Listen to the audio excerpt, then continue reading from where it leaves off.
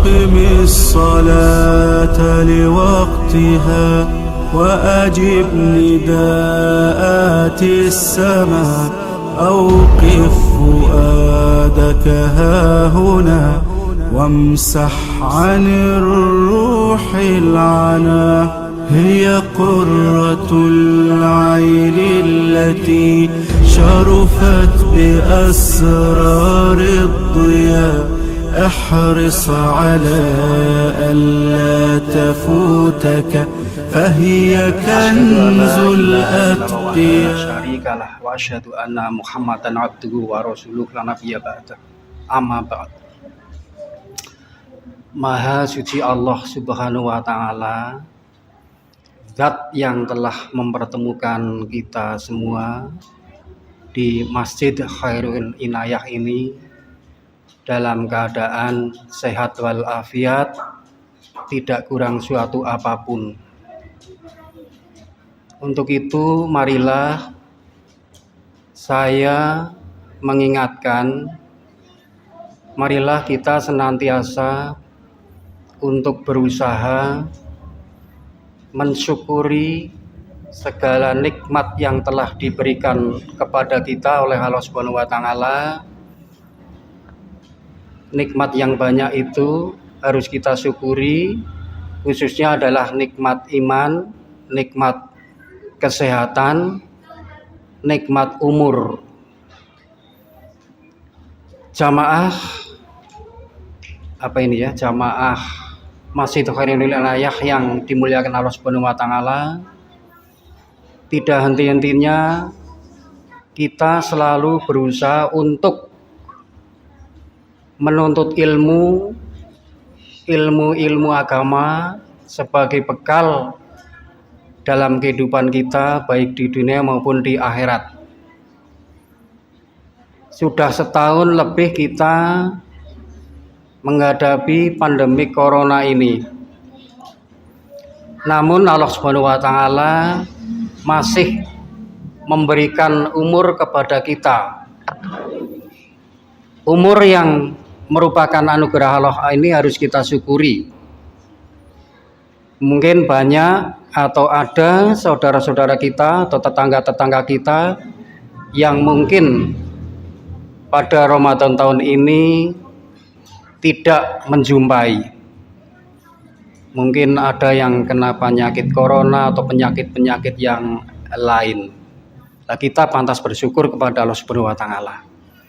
Walaupun mungkin heboh dunia termasuk Indonesia dengan adanya wabah corona ini, tapi alhamdulillah kita masih diberi umur yang panjang ini.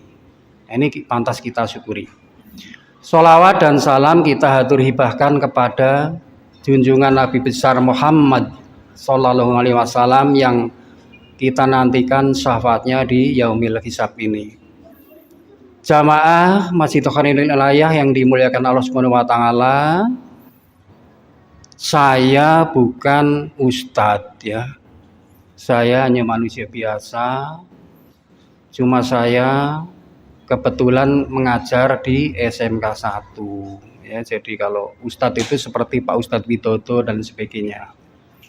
Namun demikian, saya berusaha untuk menambah ilmu agama yang pada akhirnya baik untuk kepentingan saya pribadi maupun keluarga ataupun orang lain jika memang diperlukan. Ya, jadi mohon perhatian, saya hanya orang biasa yang insya Allah selalu berusaha untuk menambah ilmu agama kita, dan memang sudah seharusnya seorang muslim ini harus menambah bekal ilmu agama sebagai persiapan hidup baik di dunia maupun di akhirat. Wajib tolabul ilmi faridatun ala kulli muslimin wal muslimah. Ini. Jadi kalau ada orang Islam diberi kesempatan untuk menuntut ilmu, kemudian tidak mau menuntut ilmu, khususnya ilmu agama, ini bisa dikatakan hidupnya akan sia-sia. Jadi biasanya orang-orang seperti ini adalah orang yang materialistis.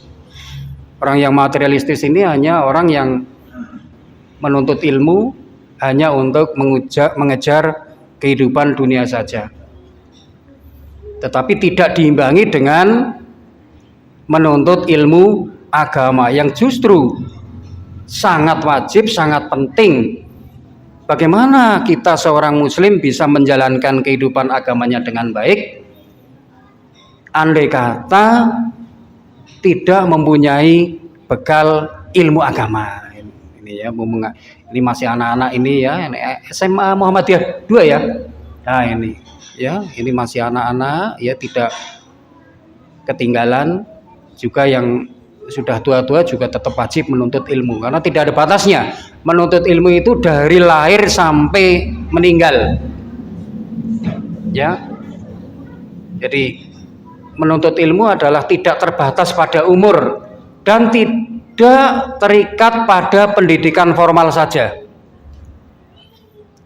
Ini sebagai mukadimah bahwa menuntut ilmu itu tidak terikat pada pendidikan formal saja, tetapi ilmu itu bisa datang dari manapun.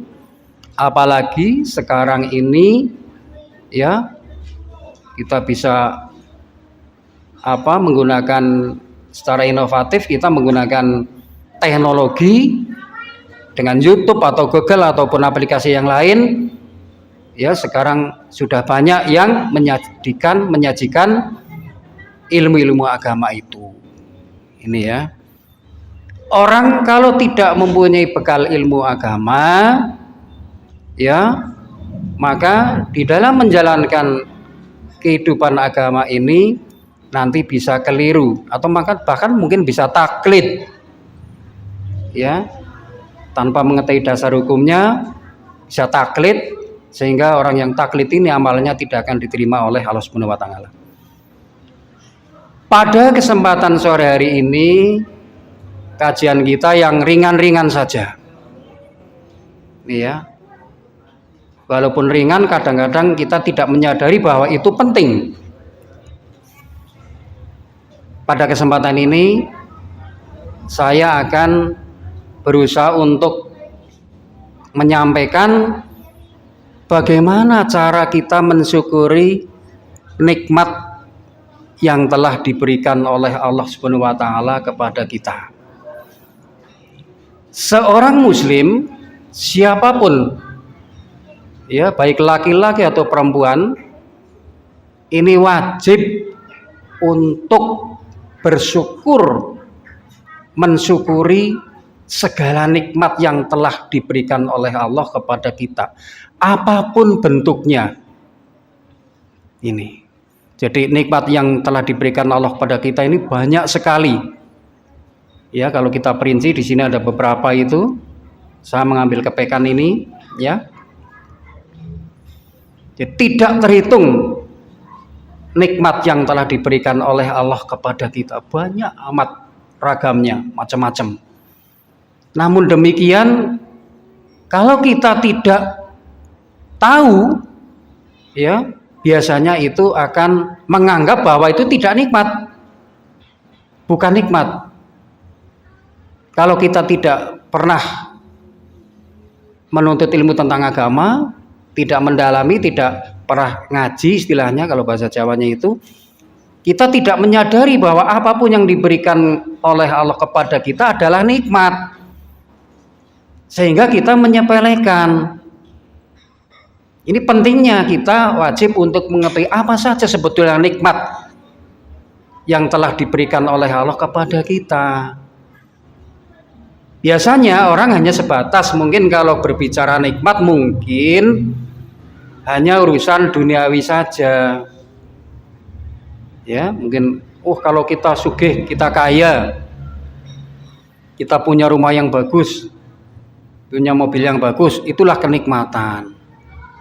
Ya, tanpa memikirkan, memerinci bahwa sebetulnya segala aktivitas kita yang kita hadapi, apapun yang ada di dunia ini, ya, baik itu bentuk tubuh atau apapun ya yang ada di sekitar kita adalah merupakan nikmat Allah Subhanahu wa taala. Maka kita harus tahu sebenarnya nikmat Allah itu apa saja. Mungkin ini kelihatannya ringan, oh cuma seperti itu. Tapi kalau kita tidak tahu, ya kita nanti bagaimana kita akan mensyukuri itu. Ini kelihatannya cuma bersyukur tentang nikmat. Tapi kalau kita tidak tahu apa sebetulnya nikmat Allah yang diberikan kepada kita, apa saja sebetulnya, maka kita akan melalaikan. Kira-kira begitu. Ini. Kita lihat yang pertama, ada nikmat yang namanya nikmat fitriyah. Ya. Adalah nikmat yang ada pada diri kita atau personal kita. Ini nikmat fitriyah ini. Misalnya kita lahir dalam keadaan hidup. Ini. Kita hidup ini termasuk nikmat. Kita diberi anggota tubuh yang lengkap. Ya, seperti tangan, kaki, telinga, mata, atau organ-organ tubuh yang lain, itu merupakan kenikmatan secara fitriyah yang telah diberikan oleh Allah kepada kita. Ini. Apalagi kalau kita diberi anggota tubuh yang lengkap. Sebab bisa saja terjadi ada bayi lahir dalam keadaan tidak lengkap anggota tubuhnya itu. Ini ya, mungkin cacat, ya, tidak mempunyai tangan, kaki, bahkan mungkin, mohon maaf, matanya buta dan lain sebagainya. Nah, kita sebagai orang yang telah diberi nikmat fitriyah dalam keadaan anggota tubuh yang lengkap, kita harus lebih banyak bersyukur kepada Allah Subhanahu wa taala. Caranya bagaimana? Kan begitu. Ya. Menggunakan seluruh anggota tubuh kita itu untuk menjalankan ya segala perintah-perintah Allah atau yang berhubungan dengan perintah-perintah Allah kepada kita yang positif. Ini caranya bagaimana kita mensyukuri nikmat-nikmat anggota tubuh yang lengkap ini secara fitriyah ini. Ya, banyak ragamnya. Mulai dari kaki, tangan, mata, telinga, dan sebagainya. Misalnya, kita mempunyai kaki kita arahkan untuk berjalan, ya, menuntut ilmu. Seperti kalian dari rumah itu berjalan menuntut ilmu, ya, ada yang berpendapat bahwa setiap langkah itu sudah dihitung. Kalau halam, ya. Kakinya diarahkan untuk menuju ke tempat majelis seperti ini. Ini sudah dihitung oleh Allah Subhanahu wa taala berapa langkah, ya. Itu contohnya begitu. Tangan misalnya, ya. Tangan itu kita pergunakan misalnya untuk belajar menulis Al-Qur'an, menulis yang baik-baik dan sebagainya. Telinga misalnya kita gunakan untuk mendengarkan pengajian seperti sekarang ini. Ya, kemudian untuk mendengarkan hal-hal yang baik, yang positif, bukan untuk mendengarkan orang padu. Ya, ada orang hibah kita harus tinggalkan itu. Tidak boleh itu kita mendengarkan seperti itu. Kita tutup telinga kita. Mata misalnya, ya, mata kita juga harus dipergunakan untuk melihat hal-hal yang baik. Ya, untuk membaca Al-Qur'an, membaca buku pelajaran, ya, atau membaca hal-hal yang positif yang lain, ya. Kemudian kalau kita mempunyai paras yang cantik, ya, paras yang ganteng, tampan, ya, itu merupakan suatu kenikmatan, tetapi tidak boleh disombongkan. Ini ya. Jadi kan ada orang yang tidak tahu misalnya, wah mentang-mentang cantik, mentang-mentang ya tampan, gagah, kemudian disombongkan dan sebagainya. Ya. Semuanya harus bersyukur. Ya. Baik yang diberi wajah yang cantik maupun tidak, Itu harus bersyukur. Justru malah kalau kalian yang cantik-cantik misalnya tidak boleh sombong. Justru karena ada yang jelek maka kalian cantik. Ini, ya. Jadi kalian yang tampan-tampan juga sama. Yang ganteng-ganteng justru karena ada yang tidak ganteng kalian disebut ganteng. Jadi sebetulnya itu saling mengimbangi, itu tidak boleh saling untuk disombongkan begitu. Karena semuanya adalah nikmat Allah Subhanahu wa taala yang kelak nanti akan dimintai pertanggungjawabannya di hadapan pengadilan Allah Subhanahu wa taala. Ingat anak-anakku sekalian, segala anggota tubuh kalian kelak mulai dari kaki sampai ujung rambut, ya, mata, telinga, dan kulit kita bahkan itu akan dimintai pertanggungjawabannya di hadapan pengadilan Allah Subhanahu wa taala. Dan semuanya kelak akan memberikan kesaksian. Hati-hati ini ya. Kelak mulut akan bersaksi di hadapan Allah. Kalau kita jabarkan pakai bahasa Indonesia, misalnya begini. Apa? Mulutmu untuk apa ketika kamu di dunia misalnya? Ini. Dan kalian tidak boleh, tidak bisa berdusta di hadapan pengadilan Allah. Sama sekali, apalagi berdusta. Dan tidak ada saksi satupun yang bisa meringankan kalian ketika berhadapan dengan pengadilan Allah. Ini. Telinga misalnya, telingamu untuk apa? Ketika hidup di dunia. Ini.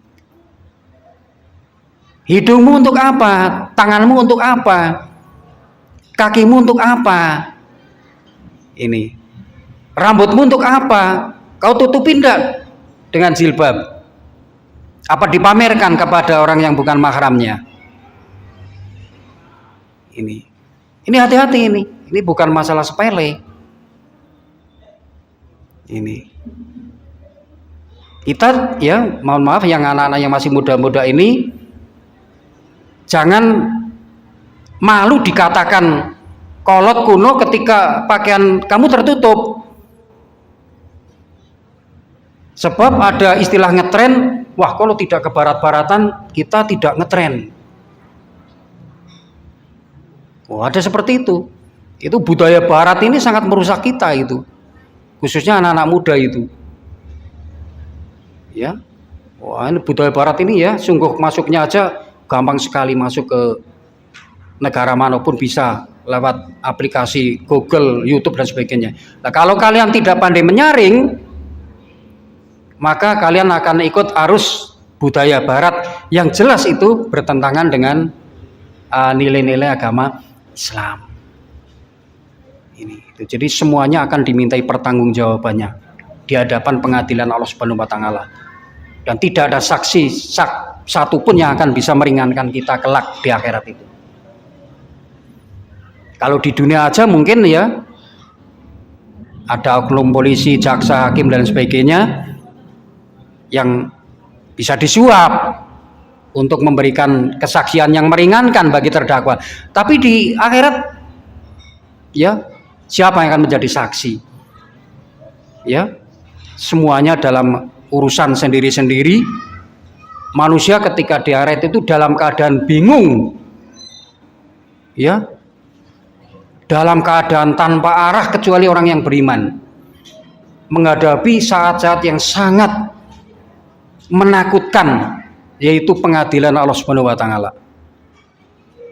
Saat-saat yang tidak mungkin bisa memikirkan orang lain. Maka tepat sekali dalam surat Al-Infitir, wa ma adraka ma yaumuddin, tsumma ma adraka ma yaumuddin, yauma la tamliku nafsun li nafsin syai'a wal amru yauma idzilillah. Tahukah kamu hari pembalasan itu? Sekali lagi, tahukah kamu apakah hari pembalasan atau hari kiamat, hari akhir itu? Yaitu hari ketika seseorang tidak berdaya sedikit pun menolong orang lain. Wal amru yauma idzilillah, dan segala urusan permasalahannya di tangan Allah Subhanahu wa taala. Jadi istilahnya kita ngurusi awake dhewe wae dalam keadaan ketakutan, kebingungan karena menghadapi sesuatu yang bakal terjadi, di mana itu ditentukan oleh amal kita ketika di dunia. Ya.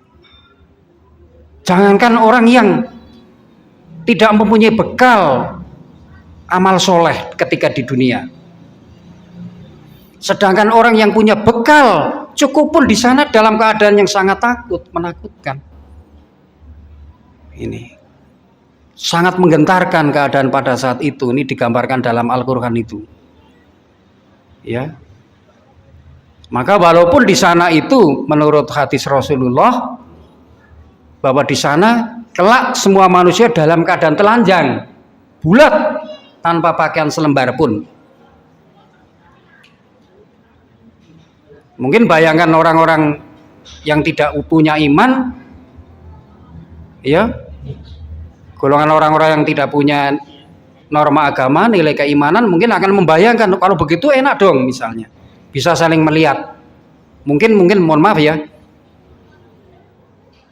Jadi kata Rasulullah, keadaan yang menggentarkan, tidak sempat untuk saling melihat satu dengan yang lainnya. Ini betapa menakutkannya ketika terjadi hari pembalasan di akhirat kelak itu. Ini, ya. Tapi bagi orang yang memang sudah siap ketika di dunia, maka barangkali ini sebagai bekal, kalau bahasa Jawanya ya nicil ayam lah, begitulah. Jadi di sana itu tidak sempat ngurusi orang lain. Ya, maka ada lelucon itu kadang-kadang, mohon maaf, itu artis itu yang menyampaikan itu. Mohon maaf, tidak semua artis bisa dijadikan untuk pedoman atau untuk contoh. Kalau tidak salah itu artis apa itu? Yang orangnya melecehkan para Habib itu. Namanya siapa itu? Tuh kalau di neraka itu kan temannya banyak. Kumpulnya dengan para artis cantik-cantik, ganteng-ganteng. Naudzubillah min dzalik, sampai mengucapkan seperti itu. Ya, karena yang tidak punya ilmu gitu. Ini nikmat yang pertama, fitriyah. Jelas ya anak-anak ya? Jelas. Jadi semua anggota tubuh kamu nanti kelak akan menjadi saksi di hadapan pengadilan Allah Subhanahu wa taala. Tidak bisa mungkir. Tangan ini ya bahasa Jawane ini katanya para kiai dulu-dulu, tangan ki sesuk yang ngomong. Tidak hanya mulut. Bersaksi nanti. Misalnya, oh tangan saya dulu untuk itu loh, untuk belajar membaca Al-Qur'an, mempelajari Al-Qur'an, mempelajari bahasa Arab. Oh tidak, wah ini langsung tidak bisa. Kalian akan berbohong di pengadilan Allah. Boro-boro berbohong. Ini, ya. Kemudian di alam kubur sama, ya. Di alam kubur juga sama. Kelak juga nasibmu juga akan ditentukan. Ini. Bagaimana keadaan di alam kubur akan menentukan di alam akhirat. Ya. Bahkan alam kubur itulah alam yang sebetulnya sangat menakutkan. Kata Rasulullah, justru malah lebih menakutkan ketika orang berada di alam kubur. Ini. Sehingga ketika Rasulullah mensikapi tentang alam akhirat, ya, para sahabat itu masih diam. Tapi ketika disifati alam kubur, mereka pada nangis. Ini. Kenapa? Karena mereka membayangkan di alam kubur itu adalah sendirian, disiksa dan sebagainya kalau tidak punya iman. Tapi kalau lolos di alam kubur berarti insya Allah lolos di alam akhiratnya, nanti hisabnya akan lebih mudah. Itu ya. Kemudian nikmat ikhtiar. Itu adalah nikmat yang diperoleh karena hasil usaha kita atau mungkin relasi-relasi kita. Ya, nikmat yang diusahakan oleh usaha-usaha kita. Ini, ya. Misalnya kita diberi nikmat oleh Allah harta. Ini ya. Harta yang banyak misalnya. Ini kemudian diberi jabatan, diberi tanah dan sebagainya, atau nikmat-nikmat yang memang diperoleh ketika kita berusaha di dunia ini, ya, jabatan atau apa, kedudukan dan sebagainya, itu juga termasuk nikmat. Itu pun nanti akan dimintai pertanggungjawabannya.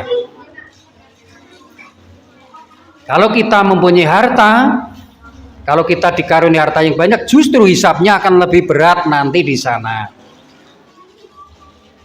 Ya, akan ditanya, hartanya diperoleh dengan cara apa, bagaimana, kemudian untuk apa, apakah dipergunakan untuk maksiat, apakah dipergunakan untuk sesuai dengan syariat Islam, agama, dibelanjakan di jalan Allah atau tidak. Ini juga akan dimintai pertanggungjawaban nikmat yang berupa harta. Ya. Kemudian jabatan, ini bagi para pejabat, ya. Ini juga termasuk bentuk kenikmatan yang mungkin diusahakan diperoleh karena hasil usahanya. Itu pun jabatan, apapun jabatannya, akan dimintai pertanggungjawabannya di hadapan pengadilan Allah Subhanahu wa taala. Apakah jabatan itu untuk kemaslahatan umat atau untuk menzalimi umat? Ya, para pejabat-pejabat ini harus hati-hati ini ketika diberi amanah. Seharusnya ketika seseorang ini diberi jabatan, ya, ketika posisinya di atas, dia harus berpikiran, nanti saya akan jatuh seperti apa? Akhir dari jabatan saya nanti akan seperti apa? Apakah saya akan hina ketika jabatan ini berakhir atau tidak? Ya, sebab banyak sekali orang yang diberi nikmat jabatan itu, ketika di akhir jabatannya justru dia akan menjadi hina. Kenapa menjadi hina? Ya, kita tidak terhitung para pejabat-pejabat itu, ya, ketika dia punya jabatan kemudian dia korupsi, ya, mungkin pada saat itu belum diurus oleh KPK, begitu dia pensiun langsung ditangkap KPK. Banyak sekali itu para pejabat yang akhirnya seperti itu. Ini, ya, ini. Jadi apapun nikmat yang diperoleh oleh usaha kita, baik itu harta, kekayaan, ya, kita punya mobil, kita punya tanah, kita punya rumah dan sebagainya, pada prinsipnya tetap nikmat itu dipergunakan untuk sebagai mendukung, ya, ilmu agama kita.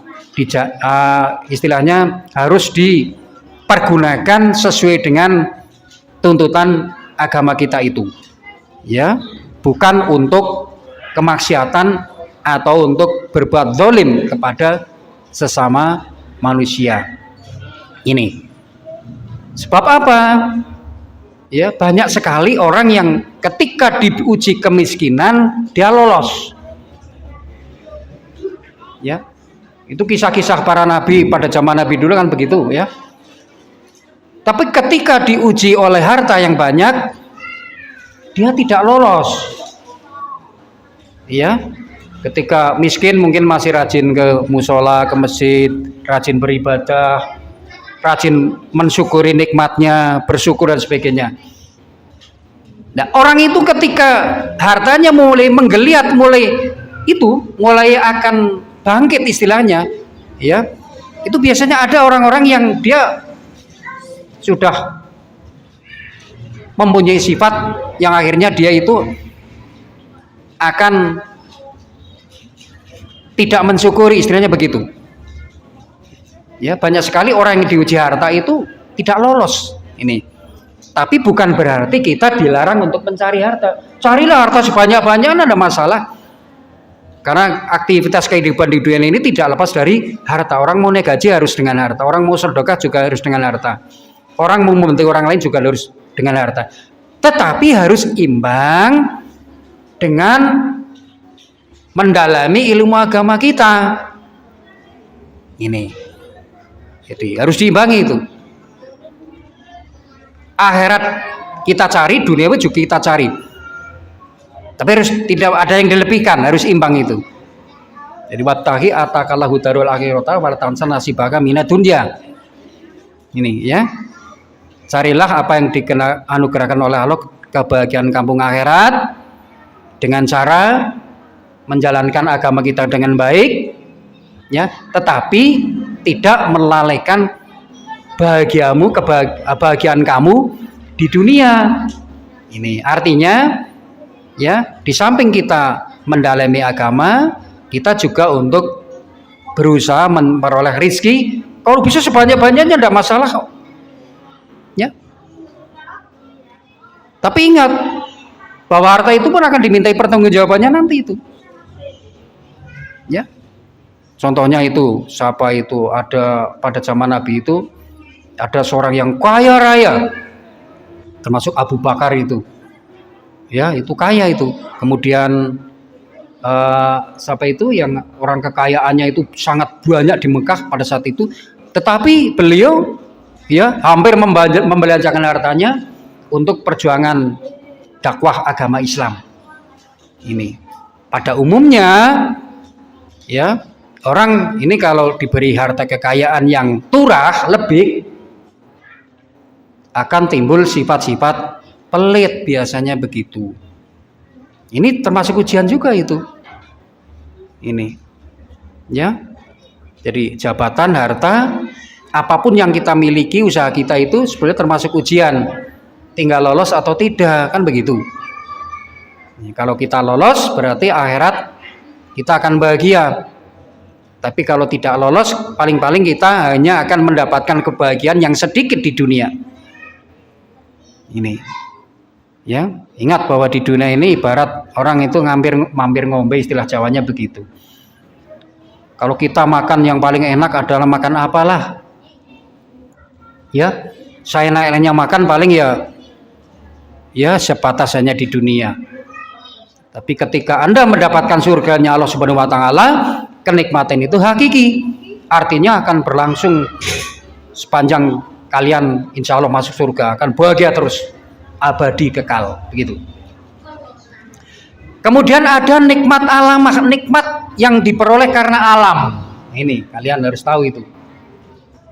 Ya, alam sekitar kita ini adalah suatu kenikmatan. Ya, alam sekitar kita air, udara, tanah, hutan, ya, sungai, laut, apapun yang ada di sekitar kita, ini adalah kenikmatan. Ya, coba kalau kita tidak diberi hujan, tidak diberi air, ya, kita tidak diberi udara bersih, ini, kita tidak mempunyai hutan misalnya, ya, kita tidak mempunyai tanah yang subur, bagaimana itu nanti, ya, orang kena polusi sedikit aja sudah pakai masker, tutup dan sebagainya, sudah sibuk untuk menutup hidung dan sebagainya, timbul berbagai macam penyakit. Ini, ya, seperti sekarang ini, ya, virus corona merajalela. Ini, kita hidup di dunia sudah bingung itu, baru dicoba virus corona aja sudah sibuk, ya. Sekarang kita harus pakai masker dan sebagainya, ya, menjaga jarak.